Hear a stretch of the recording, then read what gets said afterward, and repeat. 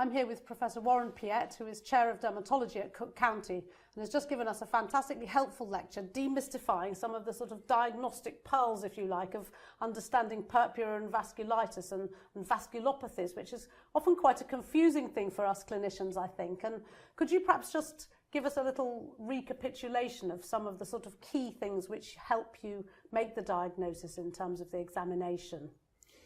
Well, the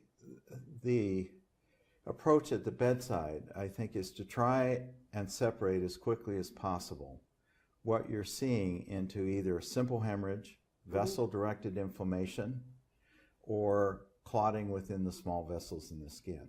Right. And there are two things that help you do that. The first is the distribution of lesions, and there are four major patterns. The two that are most commonly useful is many lesions in a gravity-dependent distribution, mostly from the knees down. Right. That almost always suggests either simple hemorrhage from platelet deficiency or immune complex disease. Right.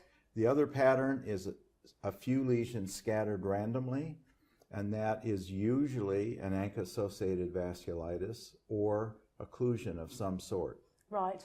If you can get into those two categories, it's very helpful. Absolutely. Then looking at the individual lesions, branching lesions tell you it's not simple hemorrhage. Right. So using those together, round and branching or round and retiform, is almost always vasculitic. If it's multi-dependent, it would be immune complex. If it's scattered and few, it's probably ANCA. Clotting never seems to cause multiple small round lesions in concert with branching or retiform purpura. Right. Well, that alone is a really, really helpful sort of start to making these diagnoses. And the purpura itself, there are evolutions in purpura, really, aren't there? Well, there's so simple hemorrhage, you can't feel it. If it's small and round, less than 4 millimeters, that's generally platelets.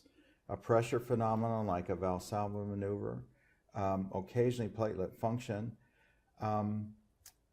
For larger areas of hemorrhage that are not branching, that's generally minor trauma affecting a skin that's abnormal for one of three reasons. There's multiple clotting defects like liver disease or Coumadin use.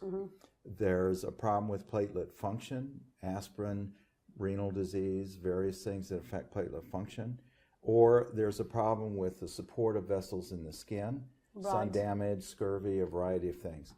Those three things are helpful in that. The other two settings are the vasculitic or occlusion, and that's where the patterning is very helpful, and the branching lesions very helpful. Well, thank you very much. We were all totally entranced and now have something to work on to help us make these diagnoses. So thank you so much. Well, thank you.